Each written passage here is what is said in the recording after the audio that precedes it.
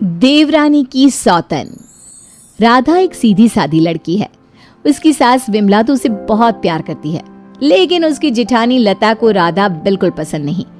राधा अपने ससुराल में बहुत खुश थी, लेकिन उसकी ये खुशी ज्यादा दिनों तक नहीं टिकी, क्योंकि राधा का पति मिहिर उसकी सौतन ले आया। ये कौन है जी? आप किसको घर पर ले आए? ये इस घर की नई बहू और मेरी पत्नी सोनाली है। क्या? आपने दूसरी शादी कर ली? ऐसा करते हुए आपको शर्म नहीं आई? आपने एक बार भी मेरे बारे में नहीं सोचा? ये क्या बोल रहा है बेटा? तेरी पहली पत्नी के होते हुए तू दूसरी शादी कैसे कर सकता है? कौन है ये चुड़ैल? निकाल इसे यहाँ से। माँ राधा, आप दोनों एक बात समझ लो, मैंने सोनाली से शादी अपनी मर्जी से की है, वो यहीं रहेगी। और राधा, तुम्हें यहाँ रहना है तो रहो, नहीं तो निकल जाओ यहाँ से। पर सोनाली अब यहीं रहेगी। राधा को मिहिर की बात सुनकर बहुत दुख हुआ। वो रोते हुए अपने कमरे में चली गई। तभी मिहिर सोनाली को उसी कमरे में लाता है और राधा से कहता है, राधा, तुम गेस्ट रूम में शिफ्ट हो जाओ। आज से सोनाली मेरे साथ इसी रूम में रहेगी। ये क्यों इस रूम में रहेगी? ये मेरा कमरा है, आप इसे लेकर गेस्ट रूम में चले जाओ। ओह डार्लिंग, इस गवार को तुमने सर पर चढ़ा रखा है। छोड़ो ना, हम दोनों गेस्ट रूम में ही चले जाते हैं। वैसे भी इस रूम का इंटीरियर डिजाइन मुझे खास पसंद नहीं आया। ओके डार्लिंग, जैसा तुम कहो। मिहिर उसे लेकर चला जाता है और राधा कमरे में बैठकर बहुत रोती है।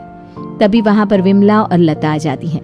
विमला राधा को समझाती है, लेकिन लता अपनी देवरानी के जख्मों पर नमक छिड़कते हुए कहती है, राधा, जरूर तुम में ही कोई कमी होगी जो तुम्हारा पति तुम्हारे हाथ से निकल गया और तुम्हारी सौतन ले आया।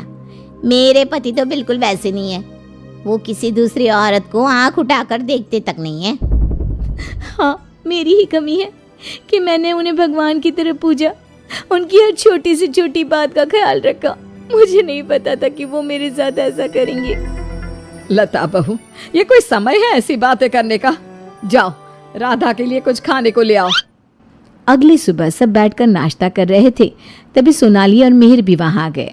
सोनाली कहती है, डार्लिंग, क्या यहाँ रोज इतना ही ऑयली ब्रेकफास्ट बनता है? मुझे इतना ऑयली खाने की आदत नहीं, सुबह कुछ हेल्दी फूड खाना चाहिए। आज तुम ये खा लो डार्लिंग, कल से तुम जो कहोगी इस घर में वही बनेगा। ओके डार्लिंग, मैं आज तुम्हें अपने हाथों से खाना खिलाऊंगी। सोनाली मिहिर को अपने हाथों से खाना खिलाती है। ये देखकर राधा को बहुत दुख होता है। उसके बाद मिहिर अपने ऑफिस चला जाता है। तब लता सोनाली से कहती है, सोनाली, कैसा लगा तुम्हें अपना ससुराल? अच्छा है, लेकिन यहाँ कोई भी मुझे पसंद नहीं करता। पसंद तो मुझे भी कोई नहीं करता, सब उस राधा के आगे पीछे ही घूमते हैं। चलो छोड़ो इन बातों को, आओ मैं तुम्हें घर दिखाती हूँ। लता सोनाली से बहुत बातें करती है। जब मिहिर घर पर नहीं होता तो दोनों आपस में घंटों बातें करती। लता और सोनाली की नजदीकियां देखकर विमला सोचती है, ये लता बहू हमेशा सोनाली से गुड़ पर चींटी की तरह क्यों चिपकी रहती है? राधा से तो कभी इसने ढंग से बात भी नहीं की। राधा भी तो इसकी देवरानी है और ये देवरानी से बोलती तक नहीं, लेकिन देवरानी की सौतन से चिपकी रहती है। विमला ये सब सोच ही रही होती है कि तभी वहां राधा आकर पूछती है, माँ जी, आज रात के खाने में क्या बनाऊं? अरे राधा, मुझसे क्या पूछ रही है? अपने पति से पूछ। मिहिर जी। राधा कुछ बोल पाती इससे पहले ही मिहिर बोल पड़ता है, माँ, मैं और सोनाली आज शाम मूवी देखने जाएंगे और डिनर भी बाहर करेंगे, तो आप हमारे लिए कुछ मत बनाना। ये बोलकर मिहिर वहां से चला जाता है। राधा रोते हुए अपनी सास से कहती है, देखा माँ जी आपने, आप ये मुझसे बात करना भी पसंद नहीं करते। ये मेरे साथ ऐसा बर्ताव करते हैं जैसे मैं इस घर में रहती ही नहीं हूँ। अरे ना ना बेटा, रो मत तू। उस सोनाली का जादू इसके सर से उतरेगा ना तो ये फिर से तुम्हारे पास ही आएगा। शाम को मिहिर सोनाली को आवाज देता है, सोनाली, सोनाली जल्दी बाहर आओ, इतनी देर करोगी तो मूवी शुरू भी हो जाएगी। ओह डार्लिंग, तुम तो तैयार भी नहीं होने देते। देखो, कैसी लग रही हूँ मैं? हमेशा की तरह बहुत खूबसूरत। अब चलो जल्दी करो, बहुत देर हो रही है। मिहिर सोनाली के साथ चला जाता है। ये सब देखकर राधा बहुत रोती है। इसी तरह एक दिन सभी बैठकर खाना खा रहे होते हैं कि तभी मिहिर सोनाली से कहता है, सोनाली, कल मैं ऑफिस नहीं जाऊंगा, कल हम शॉपिंग पर जाएंगे। ठीक है डार्लिंग।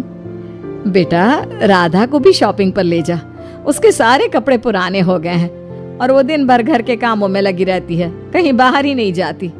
बाहर जाएगी तो उसका मन भी बहल जाएगा। क्या कह रही हो माँ? मैं राधा को लेकर बाहर जाऊंगा? कभी नहीं। सॉरी माँ, लेकिन मेरे पास टाइम नहीं है। मैं आपको रुपया दे दूंगा, आप चली जाना उसे लेकर।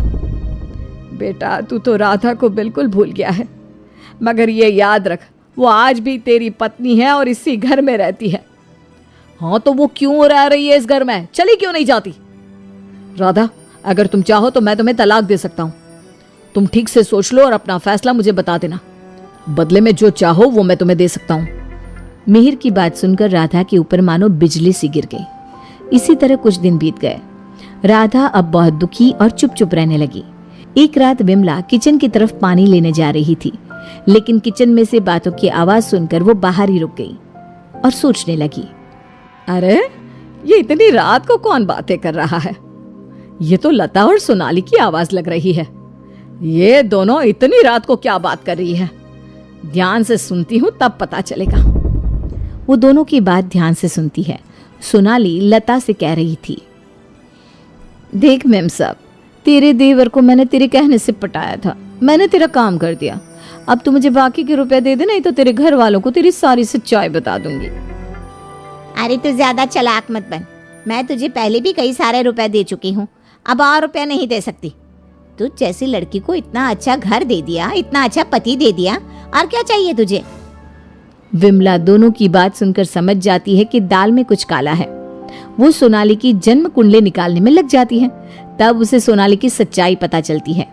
एक दिन विमला सारे घर वालों को बुलाती है और कहती है, मिहिर, तुमने सोनाली से शादी कर ली है, ये बात हमारे रिश्तेदारों को भी तो पता चलनी चाहिए ना। मैं तुम दोनों की शादी की खुशी में एक छोटा सा प्रोग्राम करना चाहती हूँ, जिसमें मैं सारे रिश्तेदारों को बुलाऊंगी। सोनाली, तुम भी अपने रिश्तेदारों का नाम और पता बता दो, मैं खुद उन्हें निमंत्रण भेजूंगी। ये सुनकर सोनाली घबरा जाती है।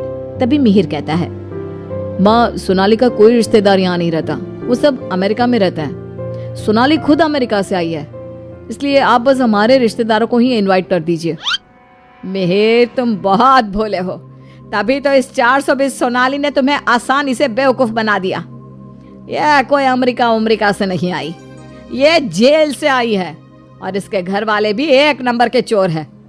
ये और इसके घर वाले लोगों को बेवकूफ बनाकर घर लूट कर ले जाते हैं, और इसको तुम्हारी जिंदगी में लाने वाली है लता। लता, अब तुम बताओ, क्यों किया तुमने ऐसा? हाँ, मैंने ही सोनाली को रुपया दिए थी कि वो मिहिर को अपने प्यार के जाल में फंसा ले और मेरी देवरानी की सौतन बनकर इस घर में आ जाए। लेकिन भाभी, आपने ऐसा क्यों किया? क्योंकि मैं जलती थी तुमसे। घर के सभी लोग और माँ तुमसे प्यार करते थे, मैं तुमसे बदला लेना चाहती थी, इसलिए मैंने ऐसा किया। भाभी, आपको शर्म आनी चाहिए। आपने मेरा घर बर्बाद किया, मैं आपको कभी माफ नहीं करूंगी। सारी सच्चाई जानने के बाद मिहिर सोनाली को घर से निकाल देता है और राधा से माफी मांगता है। राधा, मुझे माफ कर दो, मैंने तुम्हारे साथ ठीक नहीं किया। मिहिर, मैं तुम्हें माफ नहीं कर सकती और ना ही तुम्हारे साथ रह सकती हूँ। मैं जा रही हूँ ये घर छोड़कर। लेकिन राधा, इसमें मेरी क्या गलती? ये सब तो भाभी ने किया है ना, मैं तो बेकसूर हूँ। अगर सोनाली सच में अच्छी लड़की होती तो क्या तुम उसे छोड़ते? कभी नहीं। और इस बात की क्या गारंटी है कि कल तुम्हें सोनाली से अच्छी लड़की मिलेगी तो तुम दोबारा ऐसी गलती नहीं करोगे? राधा अपना सामान लेकर घर से जाने लगती है। विमला और मिहिर उसे बहुत रोकते हैं, लेकिन वो नहीं रुकती। राधा जाते जाते अपनी जेठानी से कहती है, भाभी, आप क्यों उदास खड़ी हो? आपने जो चाहा था वो तो पूरा हो गया ना। मैं जा रही हूँ हमेशा के लिए। अब आप ही इस घर की बहू हैं। अब सब आपको ही प्यार करेंगे, बस। तभी लता का पति विकास आ जाता है और कहता है, नहीं राधा, ये इस लायक नहीं कि इसे कोई प्यार करे। लता, तुम अभी इसी वक्त इस घर से निकल जाओ। मैं तुम्हें एक सेकंड भी यहां बर्दाश्त नहीं कर सकता। अगर मैंने तुम्हें इस घर में जगह दी तो न जाने कल तुम हमारे ऊपर कौन से दुखों का पहाड़ तोड़ दोगी। लता विकास से बहुत माफी मांगती है, लेकिन वो उसे घर से निकाल देता है। लता को इस बात का पछतावा था कि उसने अपना हंसता खेलता घर बर्बाद कर दिया। ना तो विकास अपनी पत्नी लता को माफ करता है और ना ही राधा अपने पति मिहिर को माफ करती है।